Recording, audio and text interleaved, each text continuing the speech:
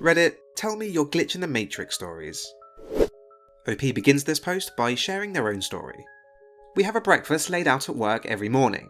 Just a simple buffet of eggs, bacon, what have you, nothing huge, and it's really only to feed about a dozen people or so.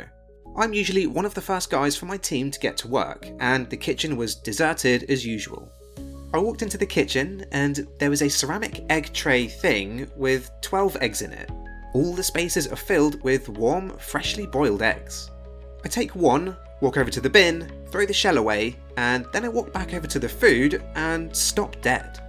There are 12 eggs in the tray again. No one entered the room while I was peeling the thing. I touched the mystery egg. It was the same temperature as the other eggs around it. Not a big thing, nothing major, but something very strange, given that someone doesn't get presented with strange eggs from a parallel universe every day. I peeled and ate that one too. You definitely should have taken the tray. Unlimited boiled eggs sounds like a dream to me. My dad used to get up around 3 AM every morning for work. Starting at a very early age, I would wake up on my own and wander downstairs to see him before he left. One morning when I was about 4 years old, I made it to the bottom of the stairs and noticed that the front door was ajar. I opened it up and saw my father in his favourite work shirt making his way down the driveway to his truck in his typical work outfit. I swung the door open wide and yelled for him to come back for a hug before he left. He slowly turned around and just stared at me and started walking back toward the house. He was looking so strangely at me that it started to scare me, and I began crying and asking what was wrong. Just as he'd almost reached me, a pair of arms encircled me from behind in a bear hug.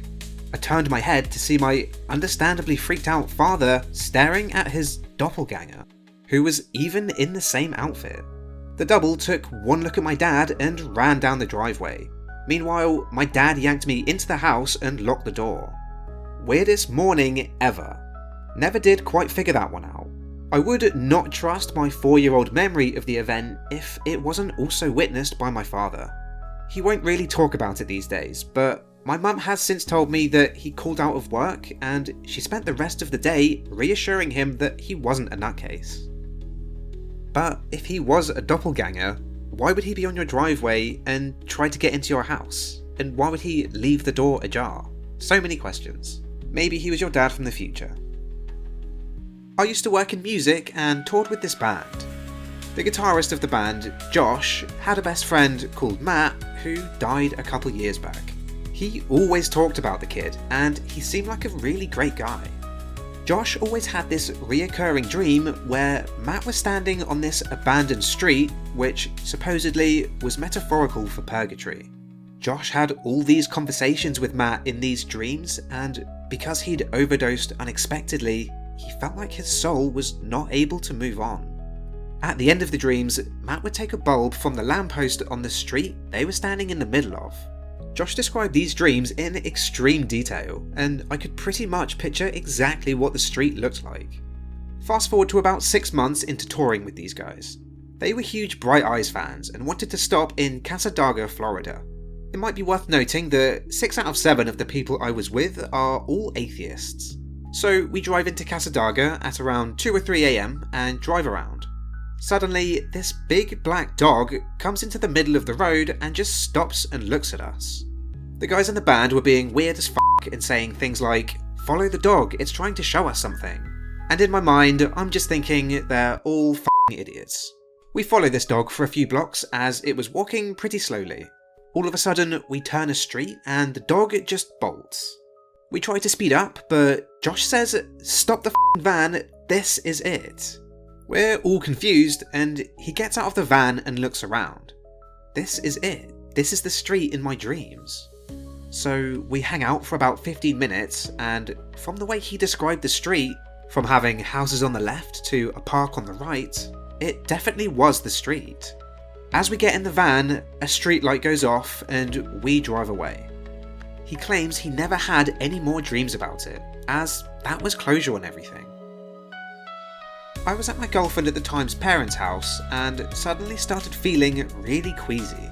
She and I headed to the kitchen so I could get a glass of water, and we stood with me leaning back against the counter and her hugging me. She was saying I'd gone incredibly pale, like almost white, and my lips were going a purpley colour. She looked really scared. Then I say to her, I can't feel my heart. So I checked my pulse. Next thing I know, I'm in this place. I can't describe it, except as an absence of absolutely everything. There was a floor, but I couldn't see it. I was walking on nothing, through nothing, and surrounded by nothing. But I was there, and it was there. There were also other people with me. Discernible faces, clothes, and demeanours. I could see them, and they could see me. Like, properly see me. Not just look at me, but actually see me. I could feel that they could. We were all there in complete silence. Just really calm and silent, and in this space of nothingness. Then this bright bluish light erupted from the distance, and it called to us. Silently beckoned us all toward it, so we started walking. I don't know why, we all just felt compelled as a single entity to head toward this light. It was beautiful. Really f***ing beautiful. I have never seen a light so pure or so beautiful since. I've never felt a calm so serene, and a strange happiness was flowing through me. I could feel myself smiling, and feeling like all was right with everything in the world. Suddenly, I started being dragged backwards, as if a fishing hook had just grasped my intestines from behind and was pulling me. Gross. I felt an intense pain, and there was a rushing sound. The light got more and more distant as the people did, and there was what I can only describe as a blood-curdling scream fading in from behind me. As this got louder, and as soon as the light faded, I woke up. I was on the floor of my girlfriend's kitchen. Her mother, a nurse, had just performed CPR on me, as I had actually been full-on dead, no pulse, no breathing, for about a minute. I felt like I was in that space for an eternity. The scream was my girlfriend, crying hysterically at the thought of me being dead. I promptly threw up everywhere and felt instantly better. Even doctors at the hospital don't know what the f*** happened to me. I was discharged after a few hours of tests with a clean bill of health and felt completely fine. What's even stranger is, apparently, when I said I can't feel my heart, I passed out and fell onto my girlfriend, who couldn't support me, and I fell, hitting my head off the counter and smashing into some empty bottles on the floor. While I was out, I had apparently just stayed still but smiled until I stopped breathing. I was pale and my head and hands were freezing cold to the touch, but the rest of me was still warm. Maybe more of a near-death experience than a glitch in the Matrix, but an interesting story regardless. This happened to me in 3rd grade, and it scared me so much that I started crying and had to go to the office to talk to the principal about it. I was in the hallway for misbehaving, and my neighbour, Tad, a year younger than me, came walking out of a class to my right, passed in front of me, and headed down some stairs. We said hi to each other. About 20 seconds later, he walked out of the same class, passed in front of me, and headed down the stairs. I just stared at him, confused and afraid, and he looked back like, why are you staring at me like that? That happened to my brother. I was taking a nap when I heard him yell, "Hey, what are you doing?" I go downstairs where I meet him. His face was in a state of terror. I said, "What?" And at that point, the bathroom door at the end of the hall downstairs closed, and hard. We were the only two home. He said he saw me walk by him while he was in the kitchen and give him a creepy smile. He then asked what I was doing, and I kept walking. That's when he heard me ask, "What?" and turned around to see me at the bottom of the stairs. Then the bathroom door closes. So you were potentially a split second away from seeing yourself. Now that would have been creepy. At a friend's place back in 2008. When we were all teenagers, we had a cool shed at a friend's that we'd all hang out in every weekend. It had 4 sets of bunk beds, tables, a fireplace, TV, fridge, etc. The whole lot. One night, we were all hanging out in there when I decided I needed a piss. I walked out the front door of the shed and started to walk to the right when I stopped. Now, let me explain the layout here. As you walk out of the shed, his house is to the left, and to the right is where we all parked our cars. Further out, you're left with empty fields and trees. It was dark by now. The lights from the house were illuminating the space between the house and our cars, but trailing off just past them. As I took a step to the right, intending to go behind the cars to relieve myself, I saw my friend's older brother standing there. I watched him for a good 5 to 10 seconds as he just stood there, facing into the darkness. He then proceeded to walk behind a couple trees and a car before he disappeared.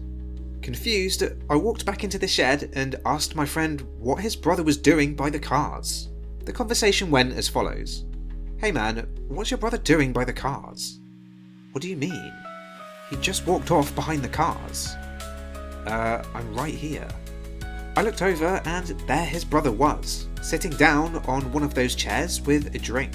He was wearing the exact same clothes as I saw him in, and the only way to get into this shed was through the door that I was standing in the way of. To this day, I've no idea how it all happened. I'm guessing I was just seeing things, but the fact that I watched him walk around for a good 10 seconds has always puzzled me. I've never had anything like that happen since. I have one of these that involves the Matrix. I got my wisdom teeth out in 2000, right around the time the original Matrix came out on VHS.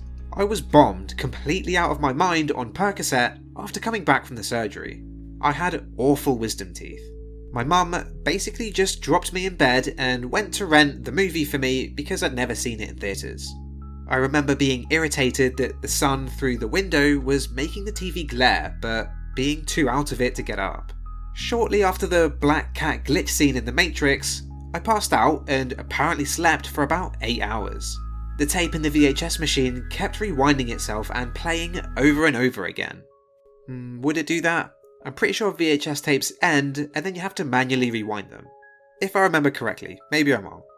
I woke up and the movie was at roughly the same spot as when I passed out, but it was completely dark outside. 0 time lapse for me. I completely lost my mind. I started freaking out and screaming because I thought I'd discovered the secret and somebody turned off the sun. I remember crying and trying to explain to my panicked family, who have never let me live it down. Okay, final story for today. My little sister, let's call her Susie, and I were exploring the cottage a few years ago and came across a pair of walkie-talkies. Now, this in itself wasn't unusual. It's an isolated, sprawling place shared by many friends and family who often leave things behind as they come and go.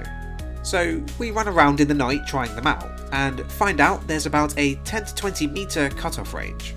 We're fooling around and eventually we're on opposite sides of the house when something like the following exchange goes down.